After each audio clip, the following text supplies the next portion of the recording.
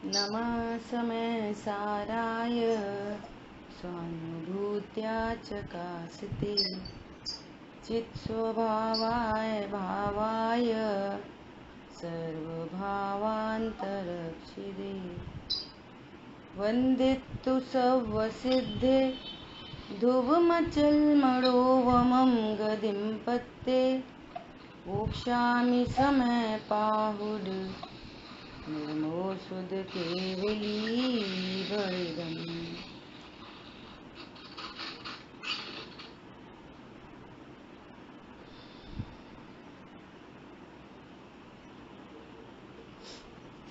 समय सार जी ग्रंथाधिराज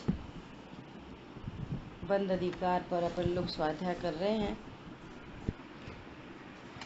और अब आगामी बहुत ही सुंदर गाथा आ रही है। जैसे जैसे अपन आगे बढ़ रहे हैं इसमें कहना चाहते हैं कि अज्ञानता का अभाव हो। मूल में अज्ञानता ही बंध का कारण है।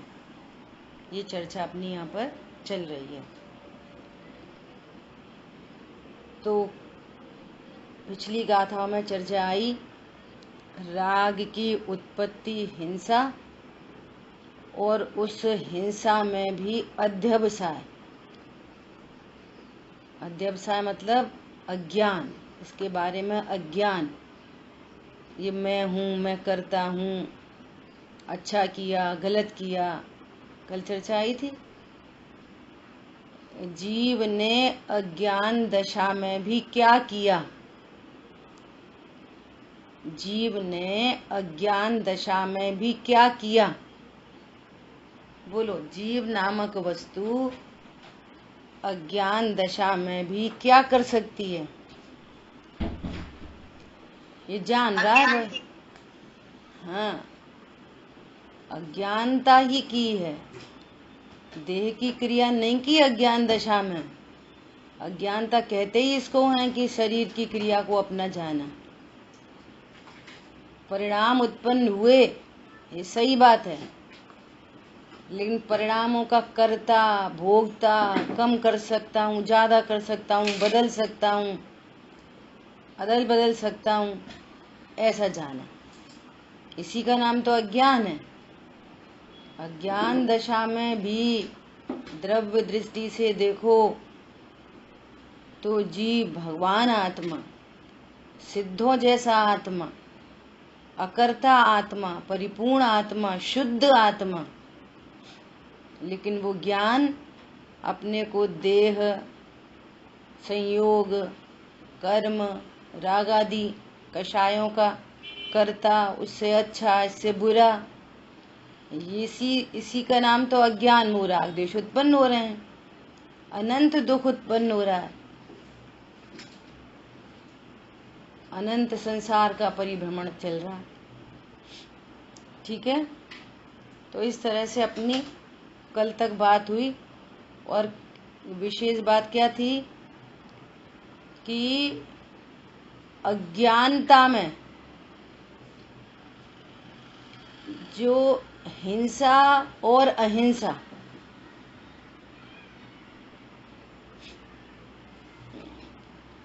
एक मिनट, ये देखो भैया, जितने लोग भी स्वाध्याय सुन रहे हैं, ये तो अपना एक नया उपक्रम बना है ऑनलाइन। तो ऐसा नहीं कि इतना महान ग्रंथ और हम खाते खाते सुन रहे, चबाते चबाते सुन रहे, ऐसी गलती नहीं करना। जब वीडियो ऑन हो तो पता चले कि खा रहे कि पी रहे, वीडियो ऑफ है तो पता नहीं चलती। अभी 1 मिनट के लिए जिन भाई साहब का वीडियो ऑन था वो कृपया खाते खाते नहीं सुने, ठीक है?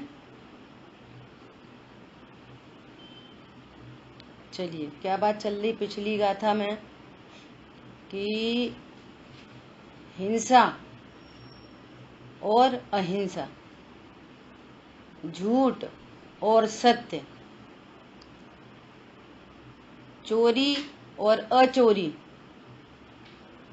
कुशील अकुशील, परिग्रह अपरिग्रह, ये सब तीव्रता मंदता के भेद हैं। बाकी है कषाय। एक मिनट होल्ड करना। तीव्र कषाय और मंद कषाय का भेद है वो। एक तीव्र कषाय है, एक मंद कषाय, दोनों कषाय है। आज अपन देखेंगे कि 5 पाप कैसे उत्पन्न होते हैं अज्ञानता से। 5 पाप और 4 क्रोध, इनके पीछे एक अज्ञानता है। आचार्य देव आगे यही तो बात बढ़ा रहे हैं कि अज्ञानता ही बंध का कारण है।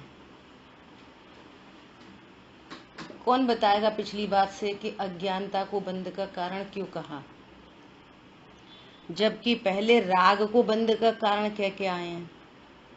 बंध अधिकार की शुरुआत ही इधर से हुई कि राग बंध का कारण है। तो जब राग बंध का कारण है तो अब अज्ञानता को बंध का कारण आचार्य भगवान क्यों कह रहे हैं। बहुत बार चर्चा हो चुकी है, कौन बताएगा? बोलो।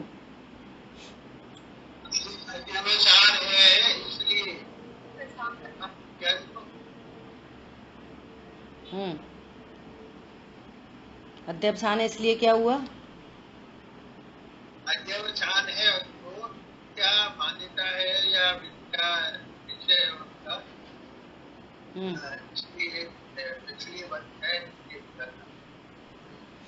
नहीं, प्रश्न नहीं समझ में आया आपको। प्रश्न ये है कि जब आचार्य देव बंध अधिकार की स्टार्टिंग में ही बहुत धुआंधार तरीके से ये कहते हुए आए कि राग बंध का कारण है, देह की क्रिया आदि आदि बंध का कारण नहीं है, तो अब अज्ञानता को बंध का कारण क्यों कह रहे? बोलो। अज्ञानता से ही राग की उत्पत्ति है। हाँ, कारण के कारण का भी ज्ञान करा रहे। बंध का कारण राग, वो स्टैंड है अपेक्षा अपनी जगह, और राग का कारण अज्ञान। अज्ञान नहीं मिटेगा तब तक राग नहीं मिटेगा, राग नहीं मिटेगा तो बंध नहीं मिटेगा। कारण के भी कारण का ज्ञान करा रहे हैं यहाँ पे, ठीक है? तो अभी देखो, प्रश्न है, हिंसा किसे कहते हैं? हिंसा किसे कहते हैं? बोलो। बाल बोध की परिभाषा क्या पड़ी? कौन बताएगा? सरल परिभाषा एकदम। जिसमें राग की उत्पत्ति हिंसा। रागिनी बोल रही है, फिर आपकी बात सुनेंगे। रागिनी बोलो। आत्मा में मोह राग द्वेष आदि की उत्पत्ति होना ही हिंसा है। बहुत भाव बढ़िया, हिंसा। बहुत बढ़िया। अच्छा, द्रव्य हिंसा क्या है?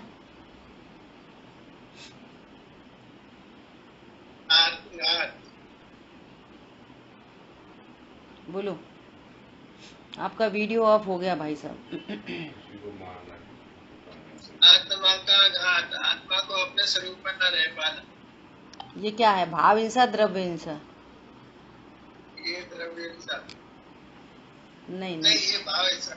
हाँ, ऐसा। अभी सुनो, देखो, हमने अभी तक बाल बोध में ये सुना, किसी को मारना, सताना, दुख देना वो हिंसा है, ठीक है? यह गाथाएं क्या आ रही हैं? किसी को मार नहीं सकते, सता नहीं सकते, दुख नहीं दे सकते। अच्छा, तो भाव है वो हिंसा। सुनो सुनो, बाल बोध में अभी तक क्या पढ़ा? किसी को मारना, सताना, दुख देना हिंसा है। यहाँ पे आचार्य देव कह रहे हैं किसी को मार नहीं सकते, बचा नहीं सकते, दुख नहीं दे सकते। पॉइंट समझ में आया? तो वो जो हिंसा, झूठ, चोरी, कुशील, परिग्रह की जो चर्चा आई है वो बाल बुद्धियों के लिए आई है। समझ आई बात? अब ऐसी ऐसी समझाएंगे, क्या करेंगे, व्यवहारने का वचन है। परमार्थ में हिंसा क्या है जो आप लोगों ने बता दी। परिणाम में राग की उत्पत्ति हिंसा है। आप चाहो तो एक चार्ट बना लो, अच्छा बढ़िया। परिणामों में राग की उत्पत्ति हिंसा है, ठीक है। अब एक तो है तीव्र हिंसा, और वो हिंसा ही मंद पड़ गई, हिंसा ही मंद, तो उसको अहिंसा कह रहे। भैया किसी को नहीं मारना, किसी को नहीं मारना, नहीं सताना, नहीं दुख देना, ये अहिंसा है। तो ये अहिंसा हो गई कि नहीं हो गई? बोलो। हिंसा और मंद हिंसा, हिंसा और मंद हिंसा, आत्मा में राग द्वेष की उत्पत्ति तो होती ही रही, ये हिंसा करके भी। हिंसा और मंद हिंसा, उसको बहुत उपचार से अहिंसा कह रहे। भैया नहीं मारो, अहिंसा, ये तो अहिंसा नहीं हुई। वो तीव्र हिंसा, ये मंद हिंसा, इक्वल टू हिंसा। किसी को बचाने का भाव भी राग की उत्पत्ति होने से हिंसा ही है। क्या बोला? किसी को बचाने का भाव उत्पन्न होना भी राग की उत्पत्ति होने से हिंसा ही है। तीव्र मंद का भेद है बस, तो ये समझना, ठीक है। आपका वीडियो ऑन करो और फोन को म्यूट रखो।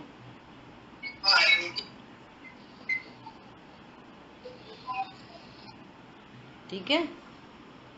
दूसरी बात, अब अहिंसा क्या है वास्तव में? अभी अपन को पर्व मनाने हैं, जहाँ राग की उत्पत्ति ही ना हो उसका नाम अहिंसा है। अब जितने जितने राग की उत्पत्ति नहीं होगी, अब राग 4 प्रकार का है, अनंतानुबंधी राग मिटा तो उतनी अहिंसा हुई, शेष राग है तो उतनी हिंसा है। फिर स्वरूप के आश्रय से 2 कषाय चौकड़ी का भाव हुआ, उतनी अहिंसा है। अहिंसा बढ़ती जा रही है, हिंसा घटती जा रही है। क्लियर हो गई सबको ये वाली बात? बोलो। ठीक है। हिंसा। अब यहाँ पर कह रहे हैं कि झूठ, तो झूठ बोलने का भाव भी राग होने से, कल अपन ने चर्चा की थी, वास्तव में वो भी हिंसा ही है। 5 पाप हिंसा ही हैं। 5 पाप राग रूप होने से हिंसा ही है। अब तरह तरह के भाव हैं तो तरह तरह के नाम रख दिए हैं, मूल में सब हिंसा है। राग की उत्पत्ति मात्र हिंसा है, चाहे वो परिग्रह का राग, अब तो अपन कह रहे हैं परिग्रह का राग, परिग्रह का राग नहीं, वो राग है। ठीक है, ये वाली बात क्लियर हो गई।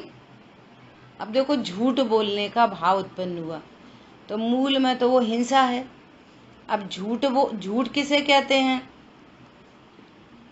जो बात जैसी हो वैसी न कहकर अन्यथा कहना, तो झूठ है। ठीक है। अब प्रश्न ये है, क्या तुम बोल सकते हो सो झूठ और सच बोल सकते हो? बोलो। जीव बोल सकता है, तो फिर किसी से क्या बोलना, कुछ का कुछ बोल देना। पॉइंट समझ में आ रहा है? एक बाल बोध की परिभाषा, और अब ये थोड़े बड़े हो क्लास में आ गए, अब ये परिभाषा में कितना जमीन आसमान का अंतर है। वो बाल बुद्धि जीवों को धर्म मार्ग में लगाने के लिए जैसा वो समझते हैं कि हम झूठ बोलते हैं तो हमें झूठ नहीं बोलना चाहिए, तो उन्हीं की भाषा में कुछ पापों से बचाकर मंद कषाय में लाकर काम क्या कराना है? तत्व निर्णय। भैया झूठ नहीं बोलना चाहिए। यहाँ तो कह रहे हैं सच भी नहीं बोल सकता, और झूठ बोलने का भाव तीव्र हिंसा है, और सच बोलने का भाव मंद हिंसा है। क्या बोला? ऑपरेशन करो 5 पाप का और 4 कषाय का। झूठ बोलने का भाव तीव्र हिंसा, तीव्र कषाय, तीव्र राग, और सच बोलने का भाव वो मंद राग, मंद हिंसा। तुम ये ध्यान रखना है, पेट में राग है। हाँ, मूल में वो राग तत्व है, पेट में राग, राग तत्व है राग वो। इतनी- हाँ, राग तत्व है वो। हम समझ रहे, हम सच बोल रहे, सो अब हम बहुत सही कर रहे। सबके सब आश्रम हो गया। सब आश्रम है टोटल। अब जहाँ बोलने का भाव ही उत्पन्न नहीं हुआ, स्वभाव के आश्रय से बोलने का भाव उत्पन्न नहीं हुआ, उसका नाम है सत्य धर्म। वो है सत्य धर्म। हम बोलते हैं तो मिथ्यात्व को लेके बैठे, तो मिथ्यात्व में धर्म कहाँ होता? मैं बोल सकता हूं और मैं सच बोला, तो ये तो मिथ्यात्व हो गया। और मिथ्यात्व के साथ में अधर्म होता कि धर्म होता? जहां मिथ्यात्व है वहां धर्म होगा कि अधर्म होगा? अधर्म होगा। गजब हो गई। ठीक है, पहले तो समझो हिंसा क्या है, झूठ क्या है, चोरी क्या है। किसी की पड़ी हुई वस्तु उठा लेना, बिना पूछ के उठा लेना, सो चोरी। तो चोरी का परिणाम उत्पन्न हुआ वो तीव्र कषाय, जिसको पाप रूप परिणाम कह रहे, पाप। और पड़ी तो थी लेकिन हमने उठाई नहीं, उठाने का भाव नहीं हुआ, सो ये मंद कषाय है, मंद राग है। चोरी और अचोरी, पॉइंट समझ में आया? वो तीव्र कषाय, ये मंद कषाय। इसको पाप कहते, उसको पुण्य कहते। ठीक है। अब कुशील, कुशील अभी अज्ञानता में घटित करेंगे सारे के सारे, पहले इतनी तैयारी रखो। कुशील, पर पुरुष, पर स्त्री, या किसी को भी, स्व स्त्री को भी, स्व पुरुष को भी देखकर उसके भोगने का भाव उत्पन्न होना, सो कुशील। और भाव उत्पन्न नहीं होना, सो अकुशील। लेकिन वो ब्रह्मचर्य तो नहीं है, कोई ने शादी नहीं करी और ब्रह्म स्वरूप जाना नहीं, परिपूर्ण स्वरूप जाना नहीं, तो अकेली शादी नहीं करने से ब्रह्मचर्य हो गया? बोलो। वो तीव्र राग है, वो मंद राग है। राग की उत्पत्ति तो हो रही है, स्वभाव का आश्रय हो तो राग मिटेगा, तो स्वभाव का आश्रय है नहीं। तो पुण्य पाप में खेल चल रहा है। ब्रह्मचर्य में राग क्या हुआ? ब्रह्मचर्य राग क्या? किसमें? ब्रह्मचर्य में, हाँ, ब्रह्मचर्य में राग लिया और ब्रह्मचर्य। हाँ हाँ, लेकिन उसमें राग क्या हुआ? ऐसे हुआ, मुझे ये भाव उत्पन्न हो रहा है ना, मुझे शादी नहीं करनी, ये भाव ही तो उत्पन्न हो रहा है। अच्छा, भैया मुझे शादी नहीं करनी, नहीं नहीं मुझे किसी को नहीं भोगना, तो ये भाव ही तो उत्पन्न हो रहा है। मुझे मंदिर जाना है, ये भाव उत्पन्न हुआ। मुझे मंदिर नहीं जाना, ये भी तो भाव उत्पन्न हो रहा है, भाव ही तो है। मुझे आलू खाना है, नहीं नहीं नहीं मुझे आलू नहीं खाना, आलू नहीं खाने के भाव में स्वभाव का आश्रय है क्या? नहीं, हाँ, परवाह। मुझे शादी नहीं करनी, तो ये एक परिणाम है कि स्वभाव का आश्रय हो गया इस परिणाम के अंदर, ऐसा। अरे दो बातें हो गई। एक तो जो भी परिणाम चल रहे हैं, एक तो ये देखना है कि पेट में राग है क्या? राग है ही वो तो। और दूसरा ये स्वभाव का आश्रय है से हुआ है या पराश्रय? हाँ ये ठीक है। कुशील हो गया। अपरिग्रह, मुझे ये भी चाहिए, ये भी चाहिए, वो भी चाहिए, वो भी चाहिए, पर, तो ये परिग्रह।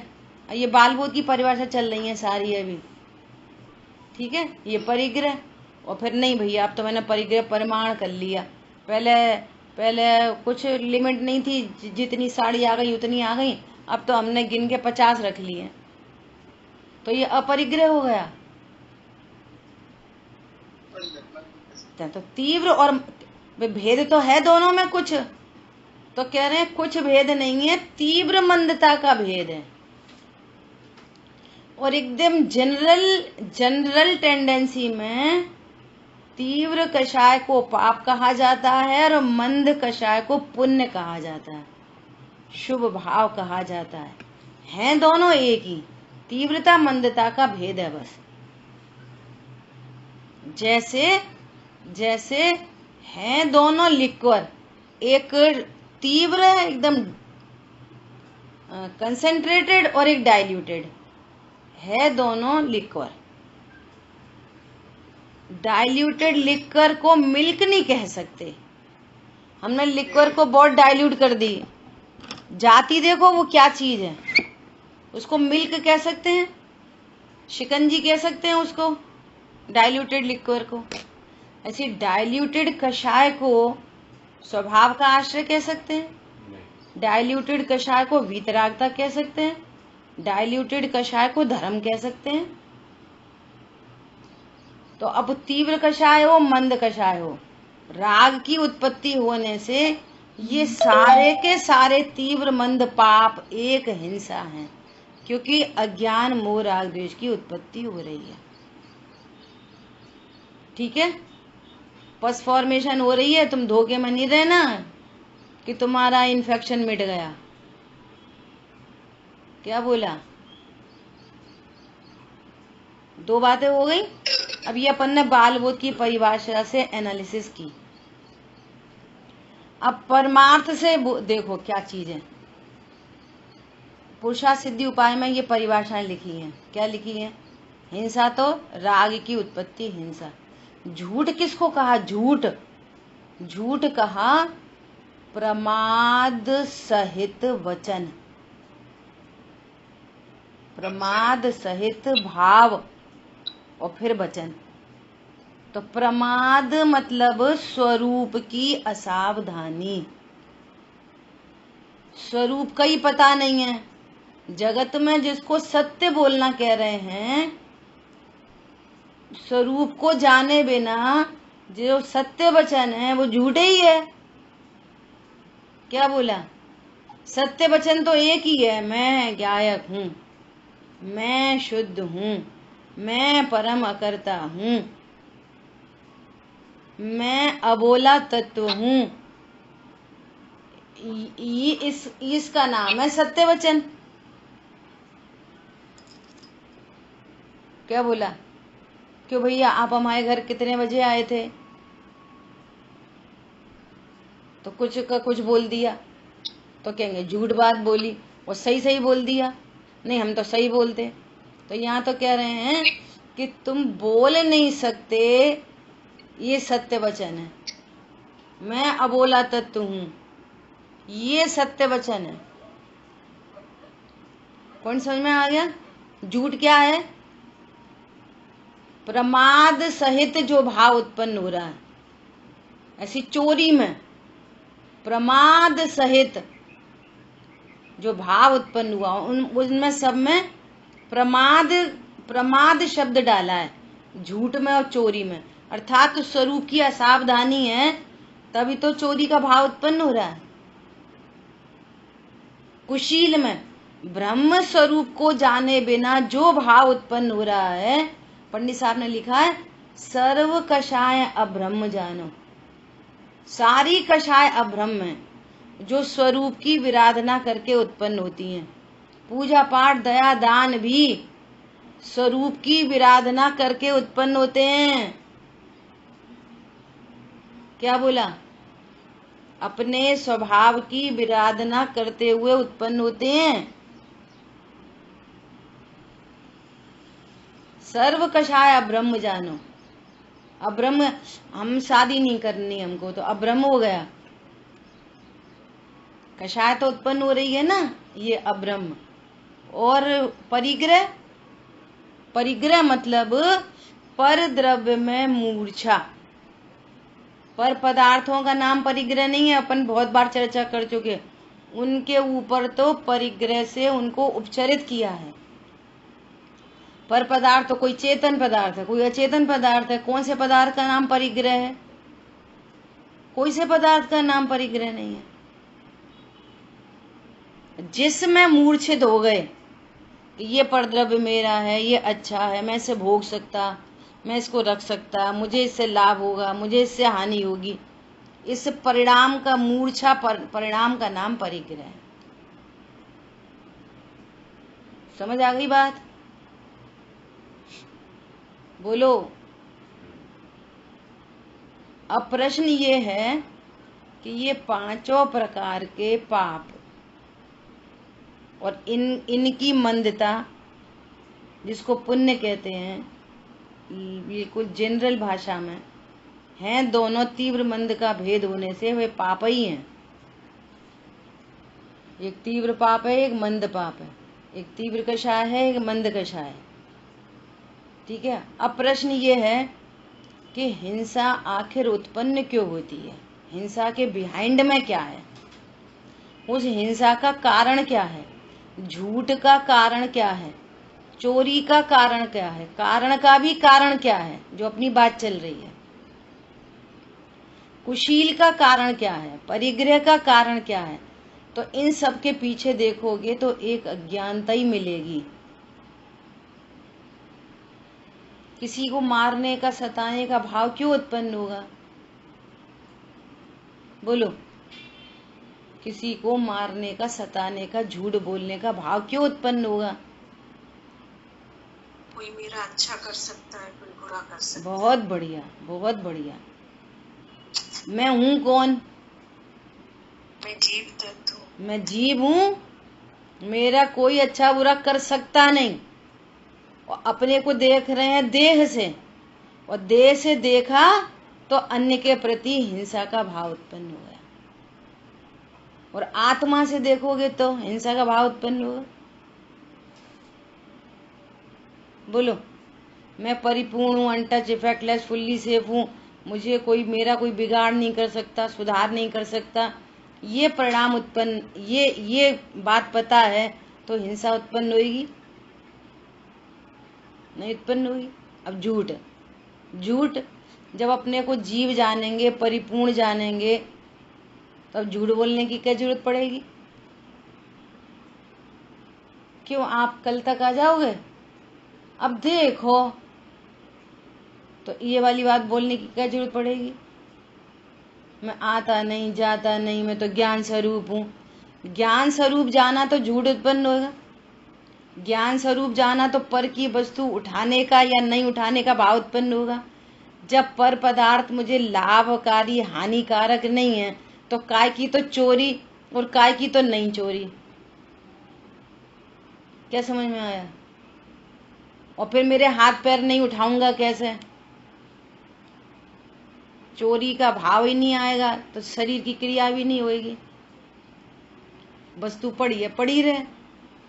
अरे मुनिराज ऐसे अचौर्य महाव्रत के धारी होते हैं कि एक मिट्टी को छोड़कर अन्य किसी पर पदार्थ को बिना कहे, बिना पूछे कुछ भाव ही नहीं आता।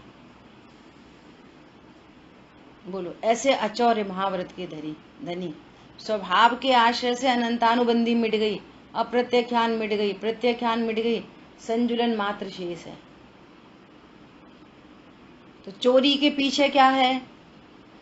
चोरी करने का भाव क्यों उत्पन्न होता है?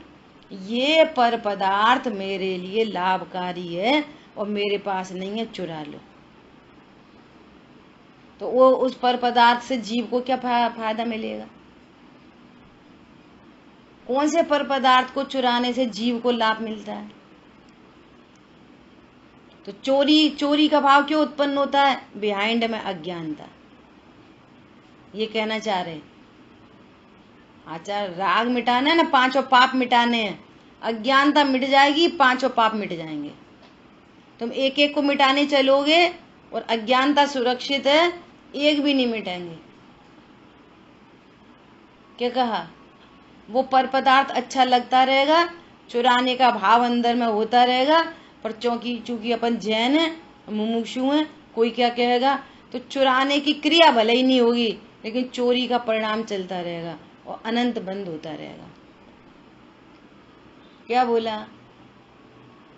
ऐसे कुशील, ओहो परिपूर्ण स्वरूपो हम, सुख स्वरूपो हम, पर को भोग नहीं सकता, छू नहीं सकता, देह मेरी नहीं है, परिणाम है सो मेरा है, लेकिन देह की क्रिया मेरी नहीं है। जब देह को स्पर्श नहीं कर सकता तो परद्रव्य को कैसे स्पर्श करूंगा?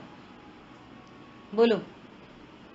और स्वभाव के आश्रय से अतीन्द्रिय आनंद प्रकट होगा। तो स्वभाव के आश्रय से जब अतीन्द्रिय आनंद होगा, स्वभाव के आश्रय से, तो पर को भोगने में सुख था ही नहीं, ये पता चलेगा। क्या बोला? पर के भोग में सुख नहीं था, क्लेश था, हिंसा थी, हिंसा। मैं पर को भोगूं, ये परिणाम हिंसा है। और तुम कह रहे हो मजा आ रहा, वहां हिंसा है कि मजा है? इतनी गजब गजब की चर्चा की है पुरुषार्थ सिद्धि उपाय में। अमृतचंद आचार्य देव ने कह रहे 100 पर दोनों का घात है। भोग के अंदर अपनी द्रव्य हिंसा और अपनी भाव हिंसा, सामने वाले की द्रव्य हिंसा और उसकी भाव हिंसा, 4 विषय भोग के अंदर 4 हिंसा घटित होती है। और वो पर्टिकुलर क्रिया के अंदर में अनंत जीवों का घात और अलग से होता है। बोलो, अनंत जीवों का घात। समझ में आ रही है बात? और स्वरूप के आश्रय से अब्रह्म का भाव उत्पन्न, वो ब्रह्मचर्य का भाव उत्पन्न होता है, पर को भोग ही नहीं सकता। तो कुशील के बिहाइंड में क्या निकला? अज्ञान। और परिग्रह के बिहाइंड में क्या निकला? अज्ञान। अब वो मूर्छित ही नहीं है किसी पर द्रव्य में। क्या बहुमूल्य जगत का वैभव ये क्या हमें सुखी बना सकता? अरे पूर्णता पाने में इनकी क्या है आवश्यकता? कोई भी जगत का वैभव मुझे सुखी नहीं कर सकता। ये स्वरूप जानकर परिग्रह का भाव नहीं उत्पन्न होता। पॉइंट समझ में आ गया? कल मुझे ऐसा विकल्प आया कि 5 पाप के, हमने तो बाल बोध की परिभाषाएं सुन रखी हैं, तो भैया हम तो किसी को नहीं मारते सताते, तो अहिंसा हो गई। और अज्ञानता लेके बैठे, मैं देह की क्रिया कर सकता हूँ, परिणाम कर सकता हूँ, परिणाम को सुधार सकता हूँ, परिणाम को बिगाड़ सकता हूँ। पॉइंट समझ में आया? तो 5 पाप का जिससे तीव्र कषाय है, तीव्र कषाय से जो तीव्र बंध होता है अनंतानुबंधी जाति का, इसका अभाव होने के लिए क्या चाहिए? एकमात्र भेद विज्ञान। इसलिए आचार्य देव कह रहे हैं कि सर्व राग का कारण भी अज्ञानता है। अब क्रोध मान माया लोभ को देख लेते एक बार। क्रोध क्या चीज है?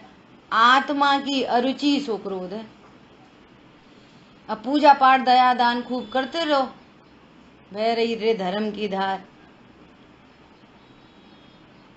समझ आई बात? और आत्मा की अरुचि है पूजा पाठ व्रत नियम संयम सबकी रुचि, लेकिन आत्मा की अरुचि। सॉरी।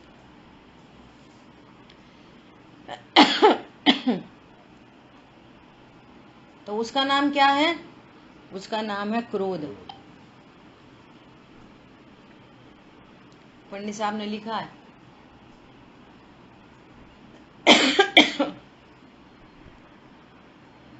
परमानंद में वृत्ति होवे, तब अनिष्ट भासे नहीं कोई, क्रोध बैर उत्पन्न न होई। अंतर्मुखी दृष्टि नहीं है, आत्मा की रुचि नहीं है, क्रोध उत्पन्न हो ही रहा है, चल ही रहा है अनादि से टिल नाउ। हो गया है क्रोध पर्वत सा, अब पिघलना चाहिए। हो गया है क्रोध पर्वत सा, पिघलना चाहिए। स्वभाव का आश्रय चाहिए। अब यहाँ भेद विज्ञान की शीतल गंगा बहनी चाहिए। समझ आई बात? तो आत्मा की अरुचि वो क्रोध, तो क्रोध तो चल ही रहा है हर समय। आत्मा की रुचि हो तो क्षमा हो, और आत्मा की रुचि नहीं है तो अनंत पर पदार्थों के प्रति क्रोध। कल्पना कर सकते हो किन के प्रति क्रोध? अनंतता कैसे होती है? अनंत पर पदार्थों के प्रति क्रोध। बोले एक मच्छर, अपने ही प्रति क्रोध, सुनना, अपने ही प्रति एक मच्छर ने ऐसा डंक मारा तो कितने मच्छर को मारना चाहते? सब मरे? अनंत नहीं, कितने मरने चाहिए? अब अनंत के प्रति द्वेष, इसका नाम है अनंतानुबंधी क्रोध। एक बैक्टीरिया वायरस ने आपके ऊपर अटैक किया तो कितने बैक्टीरिया वायरस मरना चाहिए? कहते हैं उसको जीवन वर्धक, एंटीबायोटिक। नाम ही उसका एंटीबायोटिक है। जितने बैक्टीरिया वायरस है उसका एंटी, हम कह रहे हैं जीवनदायिनी है कि जीवन का नाश करने वाली टैबलेट है वो। कितने जीवों का घात होता है बोलो? अनंतानुबंधी, अनंत। और जब ये पता चले मैं अविनाशी हूँ, मेरा जन्म मरण नहीं होता, बाहर में शरीर में रोग का संबंध भी साता से है, बैक्टीरिया वायरस क्या करेगा? क्या करेगा बैक्टीरिया वायरस बोलो? ये सिद्धांत डेवलप हो गया कि नहीं हो गया? जिन लोगों ने 2-2, 4-4, 6-6 वैक्सीनेशन करा ली ना, वे 2-2, 3-3 बार अटैक हो गया उनको कोरोना का। खबर आई है अभी एक व्यक्ति की, फिर से कोरोना हो गया। वैक्सीनेशन कितना काम करी बोलो? जिन्होंने वैक्सीनेशन लगा ली वे ही मर गए, डॉक्टर ही मर गया। कितनी खबरें आई थी बताओ? पता चल रहा है कि वैक्सीनेशन बच से बचते कि नहीं बचते? भैया इसका संबंध साता स्थिर नामकरण प्रकृति से है। तो क्रोध मतलब आत्मा की अरुचि, बाकी पूरे विश्व की रुचि, लेकिन अपनी अरुचि अनंतानुबंधी क्रोध है। तो ये अनंतानुबंधी क्रोध क्यों उत्पन्न होता है? अज्ञानता। इसके बिहाइंड में भी, चारों कषाय के पीछे भी अज्ञानता। मान क्या है? पर और पर्याय के बल पर अपने को बड़ा और छोटा जानना। मैं बड़ा क्यों? पैसे वाला हूँ, बहुत अच्छा बोलता हूँ, बहुत अच्छा करता हूँ। तो पर पदार्थ, मेरे बच्चे, मेरी पत्नी बेकार, दीनता। तो पर के बल पर अहंकार और दीनता, और पर्याय के बल पर मैं बहुत अच्छा समझाता हूँ, मैं बहुत अच्छा बोलता हूँ, मेरे परिणाम ऐसे, मेरे परिणाम ऐसे। समझ में आ रही है? पर द्रव्य और पर पर्याय के बल पर बड़ा छोटा जानना मान कषाय। प्रश्न है कि पर और पर्याय के बल पर बड़ा छोटा क्यों जान रहे? बिहाइंड में क्या है? अज्ञानता। अपने स्वरूप को नहीं जानते तो फिर मान उत्पन्न हो रहा है। मायाचारी क्यों हो रही है? स्वरूप को नहीं जानते तो मायाचारी उत्पन्न हो रही है। लोभ क्यों उत्पन्न हो रहा है? ये चीज फिर काम आएगी, ऐसी चीज और चाहिए, ऐसे ही परिणाम और चाहिए। अरे अब तो हमारे परिणाम ही नहीं होते। परिणाम का लोभ, पर पर्याय और पर द्रव्य का लोभ, ये क्यों उत्पन्न हो रहा? क्रोध, मान, माया, लोभ क्यों उत्पन्न हो रहे हैं? इनके बिहाइंड में क्या है? एक अज्ञानता। तो ये कहना है सर्व कषाय, तीव्र कषाय, मंद कषाय, तीव्र पाप, मंद पाप, शुभ भाव, अशुभ भाव, सबके पीछे है एक अज्ञानता। और स्वरूप को जाना जाए तो वो तीव्र कषाय, मंद कषाय, पाप का परिणाम, पुण्य का परिणाम, राग का परिणाम, द्वेष का परिणाम, तीव्र राग, मंद राग, सब का अभाव होता है। एकमात्र इनके पीछे एकमात्र भेद विज्ञान की आवश्यकता है, तत्व ज्ञान की आवश्यकता है। अनंतानुबंधी राग मिटेगा, अप्रत्याख्यान, प्रत्याख्यान, संजुलन, गाढ़ी चिकनाई मिट जाएगी, फिर सरसों के तेल की चिकनाई मिट जाएगी, फिर नारियल के तेल की, फिर पानी से रिलेटेड सारी चिकनाई मिटते हुए ये जीव अनंत काल के लिए अनंत राग से रहित होते हुए अनंत चतुष्टय प्रकट करेगा। अज्ञानता को सुरक्षित रख के कोई राग मिट नहीं सकता।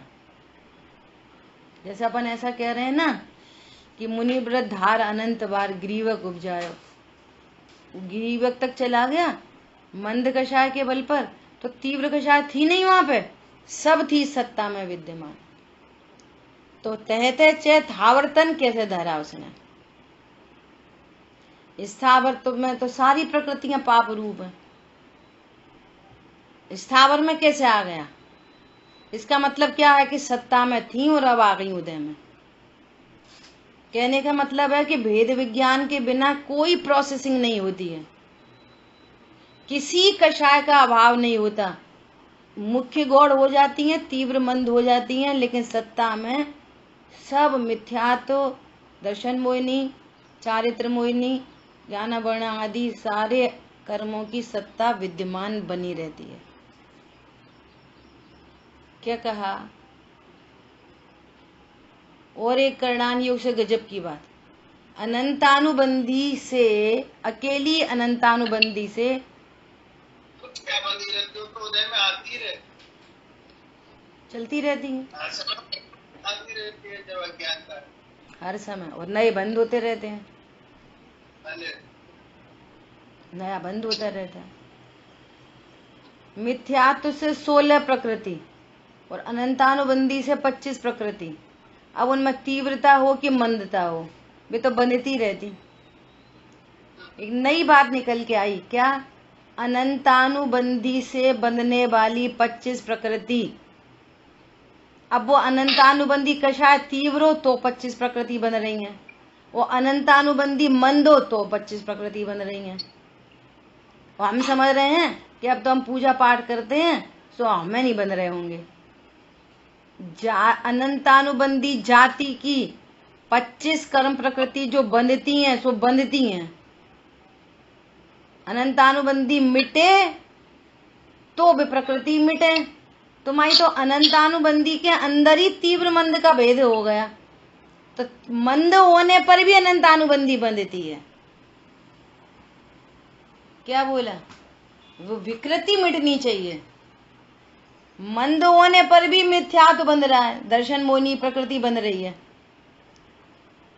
बोलो, विकृतियां मिटे तो कर्म मिटे, और अनंतानुबंधी मिथ्यात्व बिना भेद विज्ञान के मिटेगा नहीं। तो एक सूत्री प्रोग्राम बन गया। ये पूरी चर्चा इसलिए की कि आचार्य भगवान यहाँ पर ये कह रहे हैं कि राग बंध का कारण है और राग का कारण भी अज्ञानता है, सो अज्ञानता ही बंध का कारण है। इसके लिए इतनी पूरी चर्चा की है। और अज्ञानता का भाव भेद विज्ञान में। ठीक है, क्योंकि आगामी गाथा ये कहने जा रही है, आगामी गाथा की उत्थानी का पढ़ते हैं, समय तो अपना लगभग हो गया। देखो 265। हाँ बेटा। अनंतानुबंधी से जो 25 प्रकृति बोली वो कौन सी है? हाँ बता रहे, वो देना एक मिनट। मोक्षा प्रकाश जी। और मिथ्या 16 बोली वो कौन सी?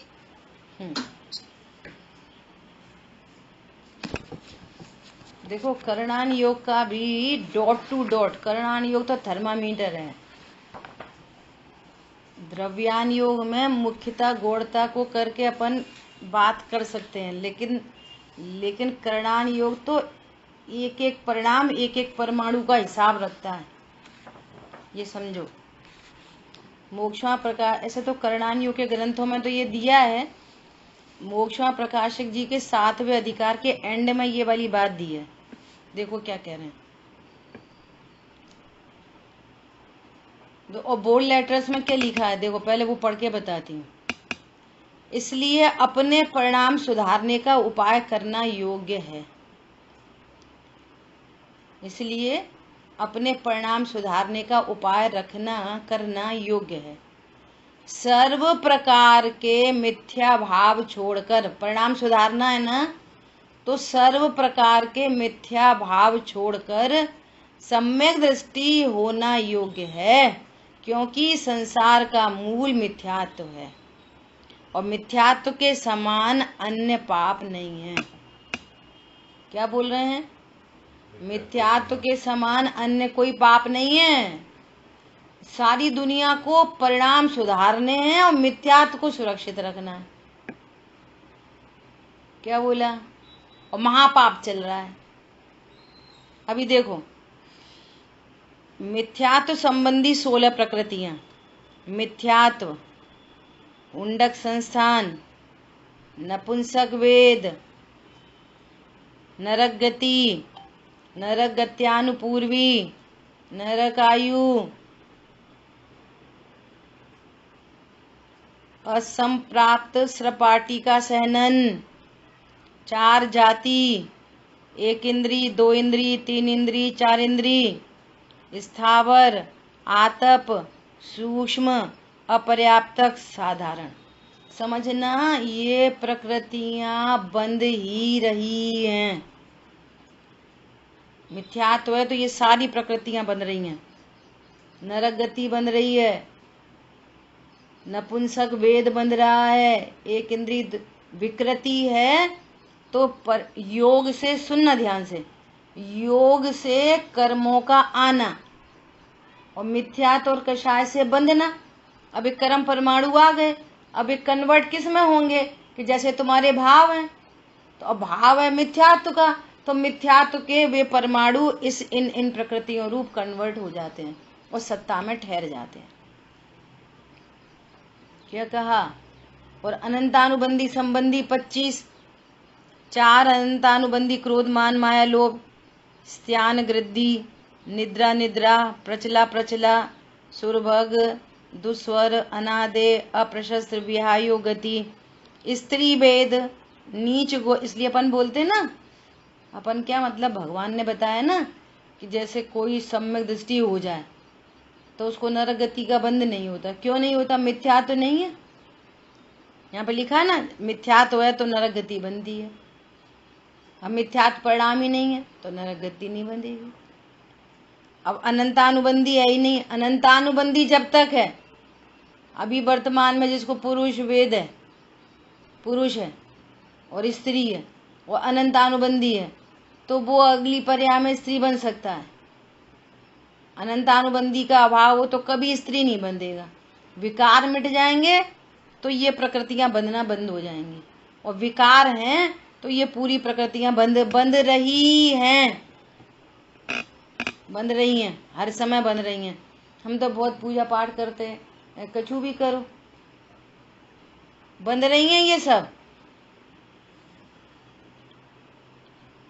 दुर्भग अनाथ ये हो गई स्त्री वेद, नीच गोत्र, त्रियंच गति, त्रियंच गत्यानुपूर्वी, त्रियंच आयु, उद्योत, 4 संस्थान, 4 सहनन। ये हैं सब मिला के 41 प्रकृतियां। हरी बात समझ में? ये जीव कहीं भी किसी भी जगह जा सकता है, ये स्थिति है। और यदि आपको नरकायु नहीं चाहिए, त्रियंच गति नहीं चाहिए, स्त्री जाति नहीं चाहिए, 1 इंद्री 2 इंद्री नहीं चाहिए, तो फिर क्या करो? भेद ज्ञान करो। नहीं, हम तो खूब पूजा पाठ करेंगे भैया, तो पूजा पाठ करेंगे तो थोड़ी देर के लिए देवगति हो जाएगी, फिर वहां से लौट के आओगे तो फिर चले जाना 1 इंद्री में। और देवगति का जो समय है वो कितना समय, अनंत काल के आगे कुछ नहीं, थोड़े दिन के लिए चला गया, फिर लौट के आया, फिर वो इसी दुख में। इसलिए एकमात्र तत्व ज्ञान। देखो क्या कह रहे हैं, उत्थानिका पढ़ते हैं 265 की। और भी ऐसी शंका न करनी कि बाह्य वस्तु वह दूसरा भी बंध का कारण होगा। क्या बोला?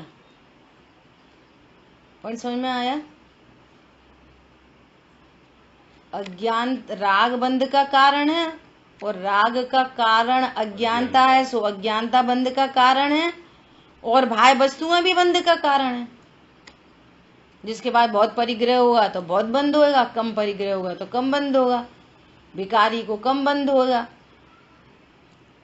और जिसके बाद बहुत गाड़ी बंगले हैं, साड़ी दुकान मकान ये सब, उसको बहुत बंद होगा।